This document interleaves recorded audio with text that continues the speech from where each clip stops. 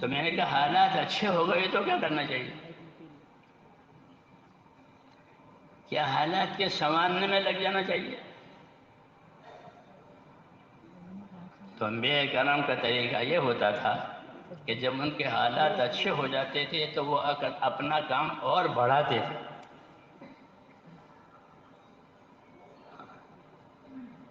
اور بڑھاتے تھے. روایتوں میں ہے مکہ معظمہ فتح ہو گیا، چابی آپ کے ہاتھ میں کعبے کی آ گئی تو کام پورا ہو گیا. کیا آپ نے اپنا کام بڑھا دیا؟ کیا آپ کی عبادت بڑھ گئی؟ آپ تو برہم آنے لگے، لمبی لمبی عبادتیں ہونے لگی. کیوں کہ اللہ تعالیٰ نے رکاوٹیں ختم کر دی. کیا ختم کر دی؟ رکاوٹیں ختم کر دی. سب رکاوٹیں ختم کر دی تو کہ اپنا کام بڑھا دیں، اللہ سے اپنا تعلق بڑھا لیں. یہ سنت ہے انبیاء کرام کی کہ جب ان کے حالات اچھے ہو جاتے ہیں تو وہ کام کو زیادہ کرتے ہیں. کیونکہ اچھے حالات ہوں، ناگوار حالات ہوں، یہ دونوں حالات اللہ تعالیٰ کی طرف سے اصل نہیں ہے، امتحان کے لیے ہے. کس لیے؟ امتحان کے لیے. کبھی اللہ تعالیٰ اچھے حالات دیکھ کر آزمائش کرتا ہے کہ روزی بھی پھیل گئی، عزت بھی ہو گئی، صحت بھی ہو گئی، کوئی پریشانی نہیں ہے، سارے حالات ٹھیک ہو گئے. تو یہ بھی امتحان ہے. اس لیے یہ راستہ بتایا کہ جب حالات اچھے ہو جائیں تو یہ نہیں کہ سہل اعتماد کر لے کہ ہم تو ہیں اور اعمال کم ہو جائیں، کہ نہیں، جب حالات اچھے ہو جائیں تو کام بڑھ جائے. جب حالات اچھے ہو گئے، جی ہاں، اور حالات ناگوار ہو جائیں تو کہ نا امید نہ بنے. کیا نہ بنے؟ نا امید نہ بنے. حالات بعد میں ٹوٹ جاتے ہیں تو نا امید نہ بنے. بلکہ دنیا ہے اس میں چڑھا اتار ہوتا ہے. یہ سورج اگتا بھی ہے، ڈوبتا بھی ہے، چڑھا اتار ہوتا ہے.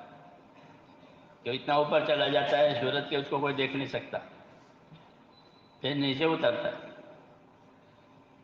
تو ایسے ہی زندگیوں میں چڑھا اتار ہوتا ہے.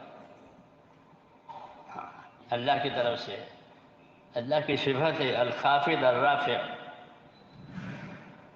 خافض نیچے کرنے والا، رافع اوپر لے جانے والا.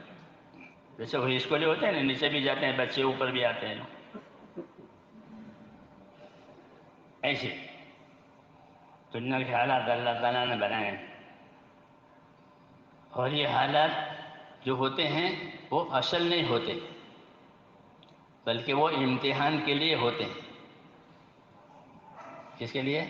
امتحان کے لیے. وَبَلَوْنَاهُمْ بِالْحَسَنَاتِ وَالسَّيِّئَاتِ کہ ہم نے ان کو اچھے حالات سے بھی آزمایا، ناگوار حالات سے بھی آزمایا.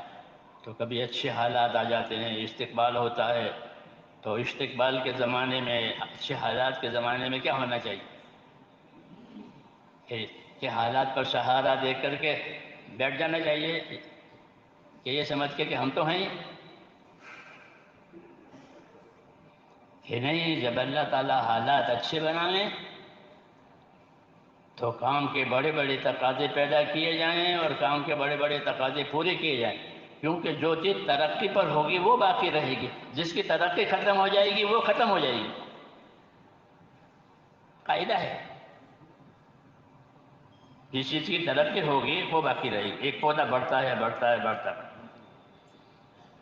پھر اس کی ترقی ختم ہو گئی تو اب وہ پیلا ہونا شروع ہو جائے گا، تو پیلا ہو کے ختم ہو جائے گا.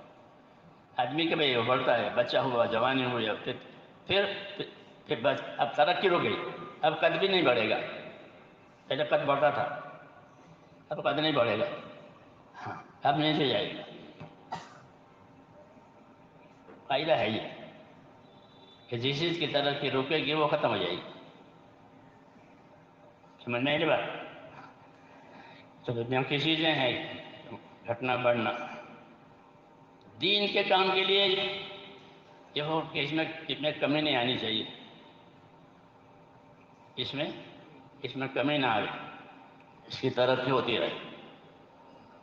کیوں کہ اللہ تعالیٰ نے دین میں ایسے ہی حکم دیا، سابقو آگے بڑھو، سارعو جلدی کرو، بادرو آگے بڑھو جلدی کرو، یہ سب ہے. کیونکہ دین سے آخرت بنانی ہے اور آخرت کی کوئی حد نہیں ہے. جتنا کوئی بڑھے بڑھے، جتنا بھی کوئی بڑھے بڑھے. یہ مولانا الیاس صاحب فرماتے تھے کہ آدمی کے دین میں ٹھہراؤ نہیں ہے، یا تو اس کا دین آگے بڑھے گا یا نیچے جائے گا، ٹھہراؤ نہیں ہے. اگر اس کی صحیح کوشش رہی تو وہ آگے بڑھے گا. اپنی محنت میں اور محنت کی وجہ سے پھر اس کے اثرات میں کہ آدمی جب محنت کرتا ہے تو اللہ تعالیٰ سے قریب ہوتا ہے، کہ اللہ تعالیٰ اس کو اخلاص دیتے ہیں، اپنے سے قریب کرتے ہیں، پھر وہ قریب بڑھتا چلا جاتا ہے.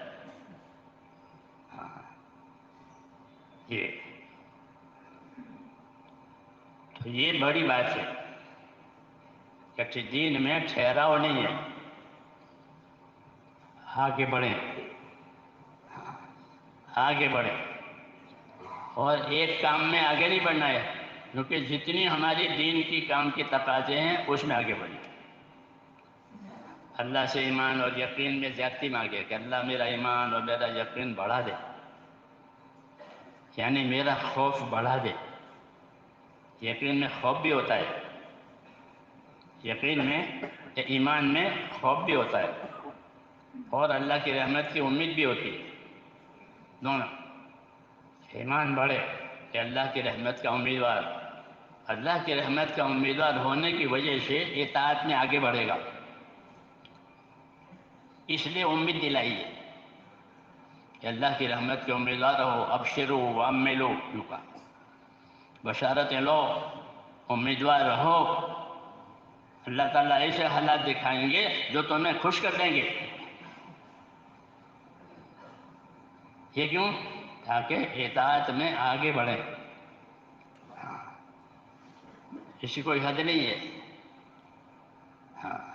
یہ میدان ہے کہ اپنی اطاعت میں آگے بڑھیں، اور اطاعت بھی صحیح ہو، دیکھا دیکھی نہ ہو.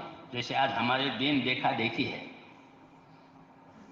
دین وضو کرتے ہوئے کیسے ہوتا ہے؟ تو وضو کر لیا، نماز پڑھتے ہوئے نماز پڑھ لی، حج میں شاد ہو گئی حج کر لیا. یہ ہے کہ یہ بات صحیح نہیں ہے.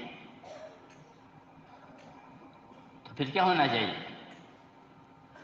کہ دین تو علم و ذکر کا نام ہے. دین کس کا نام ہے؟ دین علم و ذکر کا نام ہے. اللہ پر ایمان لانے کے ساتھ ساتھ پھر علم و ذکر تو بنے گا دین، نہیں تو رواج یا عادت. ایک عادت ہے کرتے ہیں، ایک رواج ہے کرتے ہیں. اور علم و ذکر کا کیا مطلب ہے؟ علم و ذکر کا مطلب یہ ہے کہ جو کام آوے، جو چیز آوے، پہلے دیکھیں کہ اس میں اللہ نے ہم کو کیا علم دیا ہے، کیا حکم دیا ہے. ہاں، دو پہیے ہیں علم و ذکر، ہے نا؟ کہ کوئی بھی کام آوے کہ اس میں اللہ تعالیٰ کی طرف سے ہم کو کیا رہبری ہے، کیا علم ہے، اور ہم کو کیا طریقہ دیا ہے. علم دے کر اس کا کیا طریقہ دیا ہے. تو زندگی کا ہر کام علم و ذکر کے ساتھ،